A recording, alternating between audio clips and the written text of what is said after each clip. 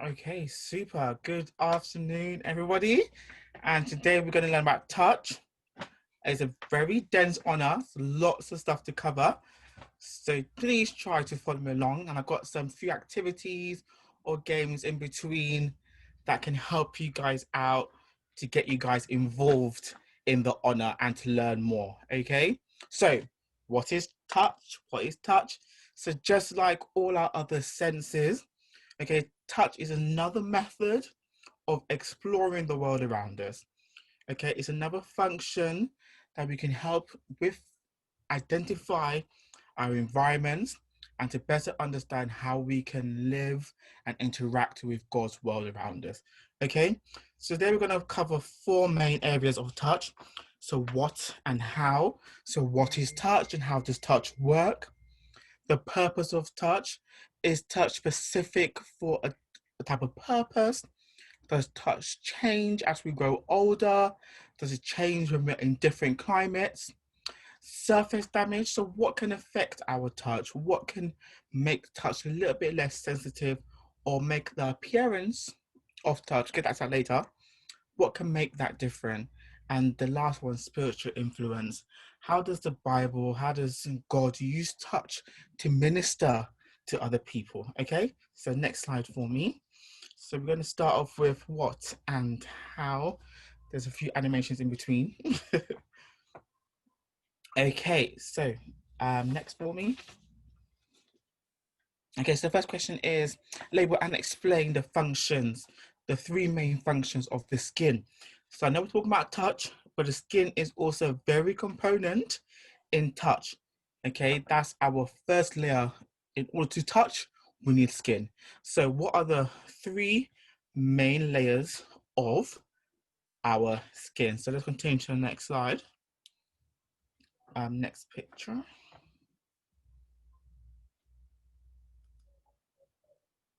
Okay, so here's our skin. Okay, so on the top layer of our skin, we have something called the epidermis. Okay, I'm gonna get to what that is a little later on.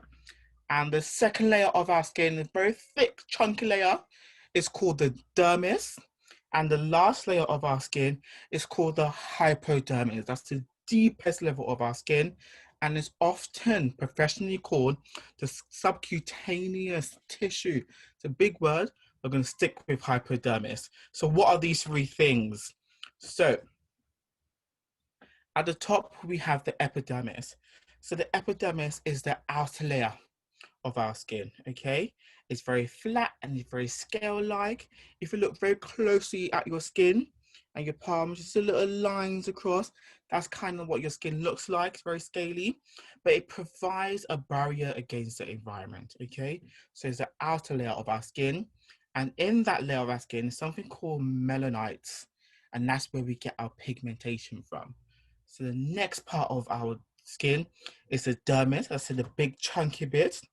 Okay, so the dermis is an aid. Okay, aids in strengthening. I can get rid of this box that's in my way. Okay, it aids in strengthening the skin. Okay, and it's home to lots of different glands. So we've got our hair follicles in that section. We have our sweat glands, and our nerves and blood vessels are also hidden in the dermis. And the last one is we have our hypodermis, which is the deepest level of our skin. As I said before, it's where the fat is insulated. So the fat is stored, and that fat helps insulate our skin, cushions our skin, provides some temperature monitoring, and it helps cushion our internal structures. Okay, so it's our muscles and our glands, etc. Okay, so those are the three main sections of our skin. So requirement 2 says define the following receptors or the somatosensory system, okay, which basically is the nerve system of our skin. So the first one we have is the mechanoreceptors, okay? So what are those? So next one for me. So these ones, they detect sensations, so they detect vibrations and textures.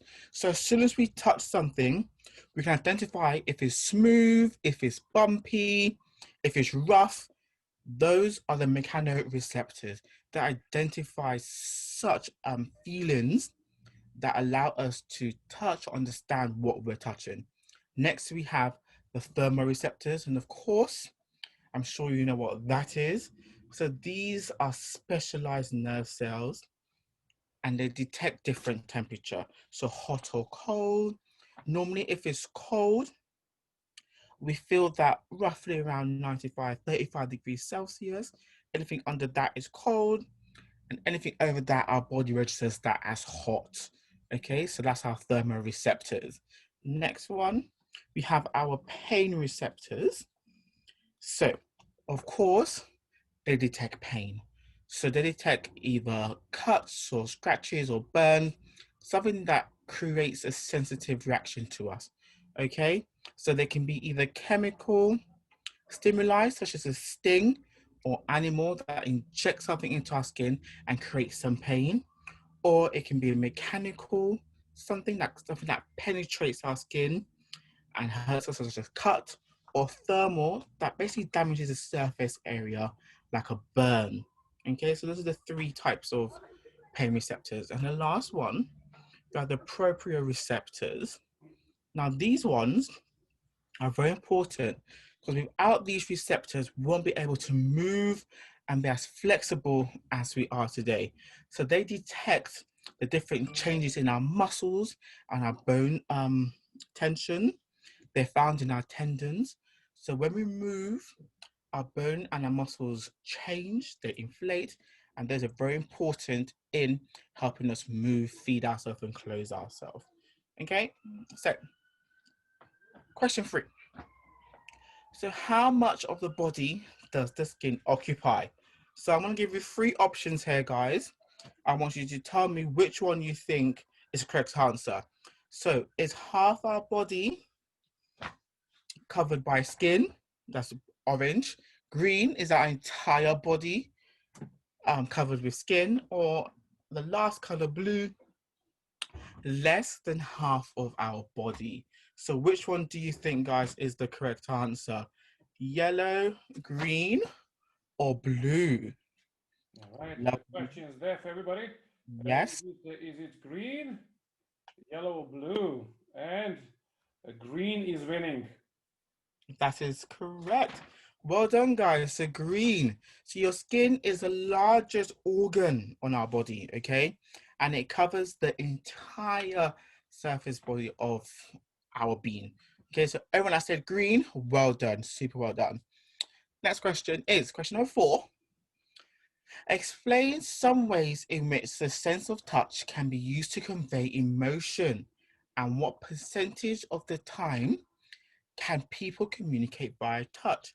So who can just tell me some ways we can communicate via touch? So there's going to be some clues coming up on the screen. So the first one we have is a handshake. We can say hello to somebody or greet someone by shaking their hands. We can communicate our sense of emotion by, congratulating someone. We're very happy to see you, or you're my friend, so I'm gonna give you a nice high five. Or if you miss somebody, you can show that you miss somebody or you love somebody by giving them a nice hug to show that you miss them or love them. Okay, so those are 3 ways we can communicate our emotion. So 50% of the time we communicate via touch. That's a lot. So half of our interactions are done via touch. So that's 50% of the time. So think about that. When we talk to someone, we're touching them 50% of the time. So how do we know the difference between safe touch and unsafe touch? This is very important, especially in today's age. We've got to be careful how we interact with somebody. So according to my definition here, good touch or okay touches is when you feel that somebody is helping you. Okay, so if you fall down on the floor or if you hurt yourself and your mom gives you a hug or cuddles you or shakes your shoulder, she's helping you, she's caring for you. So that's a definition of a safe touch. Okay, where a bad touch is when someone's making you feel scared or comfortable and you want them to stop immediately. But the most important thing here, guys, is when we want to touch someone, we must always ask for permission. Okay, we shouldn't just touch everybody because that can sometimes be unsafe and be defined as bad touch. So if you don't want someone to touch you, just say don't, no thank you, and move on. So to be very careful how we interact via touch. So we finish on what on how. We're now going to go on to the purpose and change. Okay, so let's go on to that. Yep, next slide for me. Let's take so why is touch important for human interaction? That's all dependent on learning and navigation. So as I said at the beginning, like all our other senses, touch is another way of exploring the world around us. Okay, so when we see something or when we are little kids and we're crawling around the floor, we use touch to understand stuff. So if we walk on the floor, we pick up something, we explore that feeling. Oh, this is bumpy, this is this. And therefore we're able to learn about the stuff around us. So if we're walking around in the garden and we touch something like a stinging nettle, that's painful. So we're learning that touching that is going to create a painful sensation. So when we're navigating through the world, we know next time we're not going to touch that because we learned that it was painful. So touch is very important in identifying ways of learning new things around us that can enable us to navigate through the world as we grow up in life. Okay. So question 5 says, explain how senses of touch changes through age. So as we get older, next for me, our skin and circulation changes. And as they change, it reduces in sensitivity. So the older we get, we tend to lose our elasticity in our skin and in our hands, in our fingers. And because that is changing, that is molding, our skin is becoming less sensitive. So we're not able to feel stuff as quickly as we were when we were younger. So how does it change through age? Our skin changes, our circulation changes. Therefore, our ability to touch or feel stuff is reduced as we get older and older. Okay, let's move on. So this is a fancy word. It's called hypoesthesia. So what is hypoesthesia? And whilst I'm explaining that to you, can you just type, what do you think, or how do you think it will be like without the use of touch? How do you think you will feel if you can't touch? All right. We have a question from Alberta for how would that, oh, people said that I will feel sad. Die? Oh, okay. Sad. Right. That came very quickly. And pretty much, yeah, sad is the main word there. Yes. Okay, interesting feedback. Thank you for that. Yes, we'll feel kind of lost, like something is missing. Like we won't be able to get the whole picture without the use of touch. So all our senses are important, and without one of them, we may feel lost, weird, yes, and sad without them. So, what is hyperesthesia? Next for me. So it's also known as numbness, okay, where our sensitivity or sensation is reduced. So we can feel something, but we don't really pick it up of what it is. So it's partial loss of sensitivity, and it's commonly caused by nerve irritation. So if we hit our head or bump our head, that area is a bit numb, so we can feel it, but we're not really sure what we're feeling. So it's touching without feeling. So it can be touching my bottle, but I don't feel it. Okay? It's like there's nothing there. So what part of skin is more sensitive than others? Now, this is all determined by our receptors. So next slide for me. So the more receptors we have in a certain part of our body equals greater sensitivity. So in our fingers, for example, we have loads of receptors, okay? So when we're touching stuff, we can feel it very quickly because there's greater receptors there. So different parts of our bodies have different levels of receptors or pressure points. So there's 5 examples there. We've got the calf, cheek, back, forehead, and our fingers. So what I want you to do is, next slide for me, I want you to guess where on this scale you think these items will land on. So which ones do you think is high sensitivity, and which ones do you think has low sensitivity? All right, we have a question. So let's start with the low sensitivity. What would be the lowest sensitivity? Well, part of the body. So which one would be the lowest? Okay, we've got a forehead, we've got calves. Okay.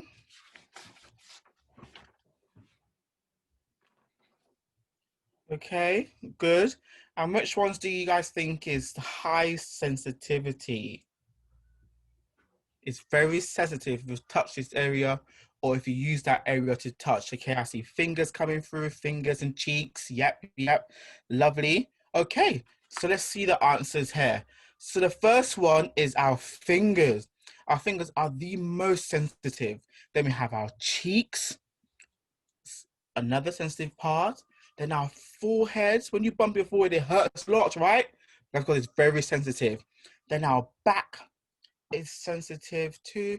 And our least sensitive part of our body is our calves, okay, at the back of our legs.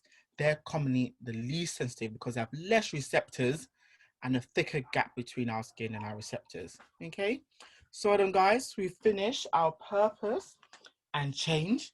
Now let's head on to our surface damage. So next slide for me, sir. So is our skin affected by different temperatures? And the answer is yes. Different temperatures result in our skin behaving in different ways. So when we are in a cold atmosphere, the air is very dry. And because the air is very dry, there's moisture being sucked out of our body and our skin. So next slide for me. Okay, resulting in less moisture in our skin. So if there's less moisture in our skin becomes very dry and very scaly. That's why during the winter time, we have lots of dry skin because there's moisture really being sucked out of our skin, okay? So how can we help protect our skin in cold temperatures, sorry. When we come home from the snow, when it's snowing during winter time, we tend to like strike on the heater to like the hottest temperature, or we get into a nice hot shower. That is wrong because that will further dry our skin, okay? Simply lukewarm temperature in the waters and have good lotion that hydrates our skin, okay? That keeps our body nice and moist, okay? Now on the flip side, if we have a hot temperature, it's increased body loss, so increased dehydration. So again, water is being pulled from our skin, and it can also lead to very harsh damaged areas on our skin. So women getting sunburn, that is all the moisture being pulled away, and it leaves very red, rashy breakouts, okay? And also when it's hot, we have to make sure we protect our skin correctly, okay? So when it's hot, we sweat a lot, and that sweat really closes up our pores in our skin, again, making it very oily and very rash, which we don't want. So drink lots of water to maintain that balance in our skin. Use good cream that can really keep our skin moist and to reduce the sun from pulling out all that moisture, and stay out of the sun. Too much sun is bad for us. So find that balance where our skin can remain moist, but also remain safe. Okay, let's go on to question number 11. So, does cosmetics or do cosmetics help or hinder our skin?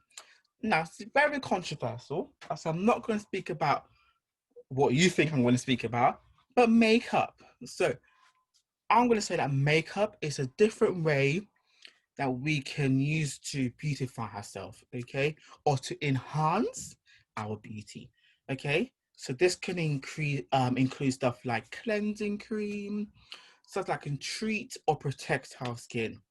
Now, reducing the number of products.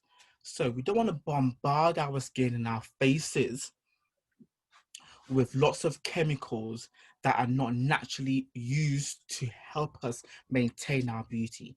So we have to use cosmetics that are as natural as possible, because that's what God intends it for us to use to keep us fresh, okay? He didn't create all this artificial stuff for us, but he created lots of oils like coconut oil, like honey, all those type of items, avocados and eggs, to help beautify our skin. So we don't need a whole lot of cosmetics, because in Psalms 139, we're fearfully and wonderfully made. Okay, so different kind of skin disorders. So I'm going to show you some skin disorders, guys. I want you to take note if you can, and some of them you should know already that you've seen before. So eczema, which is simply a skin inflammation, an itchy rash. Sometimes in the winter, it can be dry, so it might be kind of useful in the winter time, but normally eczema is a skin inflammation. And then we've got actinic keratosis, which is commonly caused by sunburn. It doesn't look very nice, guys, as you can see. So again, stay away from the sun to protect our skin from disforming itself. Next, we have rosacea. So that is commonly affected by our cheeks, sometimes our chin and our forehead. It leaves very vascular marks on our cheeks, very red, okay? But it can happen on darker skin too, where it can be very bumpy at times on our nose and our forehead. So look out for that. Warts is a virus infection to our skin, and it can grow in all different shapes and sizes. It doesn't always cause pain, but some people say it can be itchy and painful, okay? Then we have cellulitis, which is the inflammation of the dermis. That's the fatty bit in our skin where that gets irritated and it creates inflammation, okay? And it can be very warm and leave reddish skin.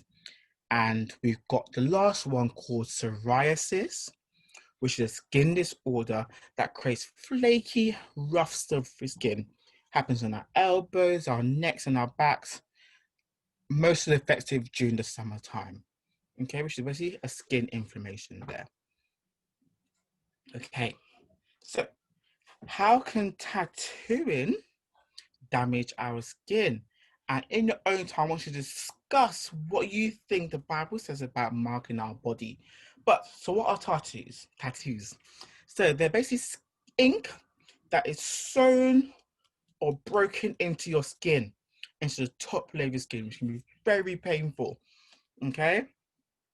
Now, these can cause a whole load of issues. They can cause a lot of allergic reactions if you're not very familiar with this ink they use. It can cause skin infections, cause the bleeding, and the needles may not be always clean.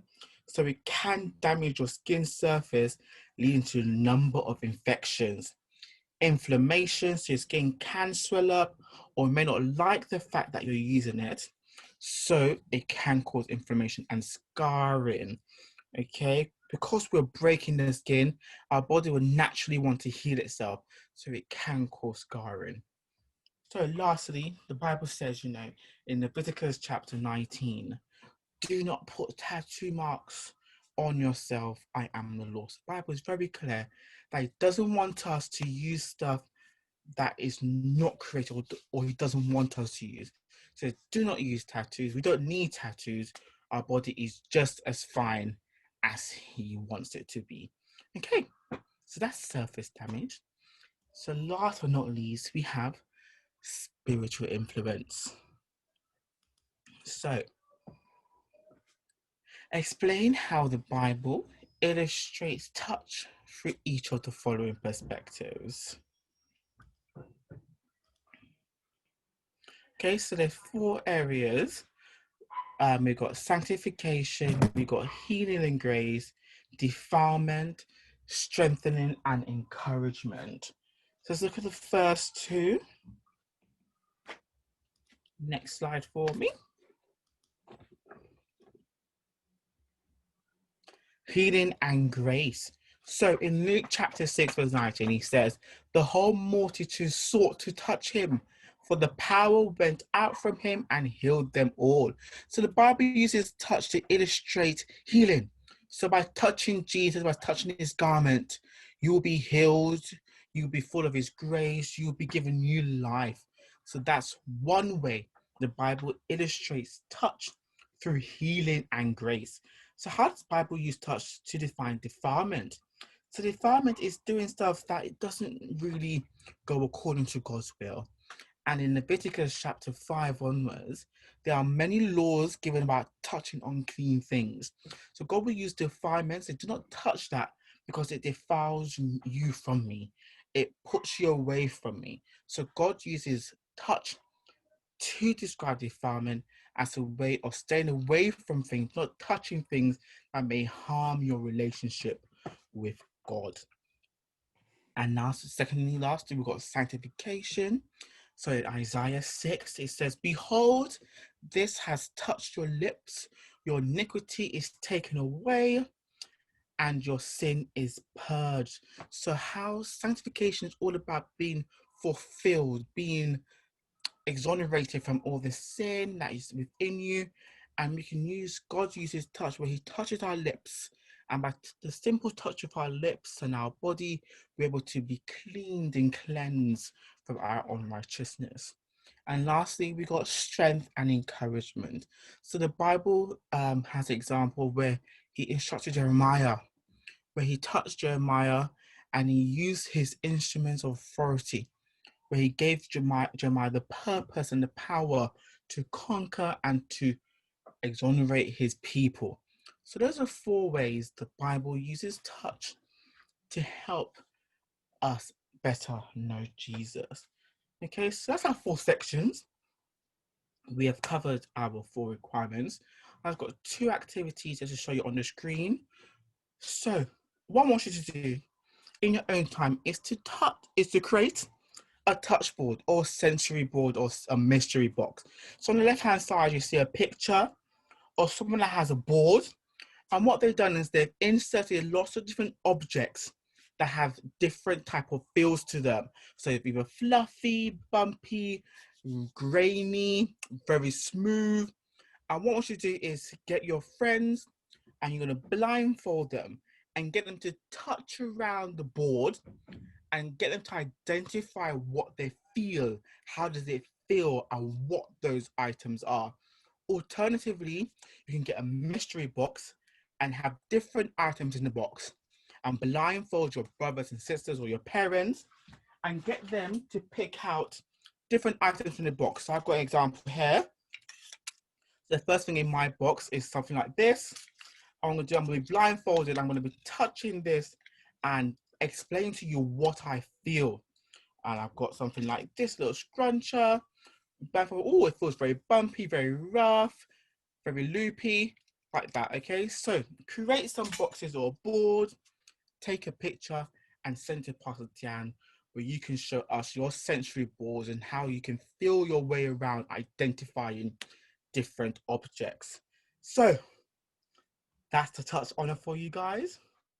And I'm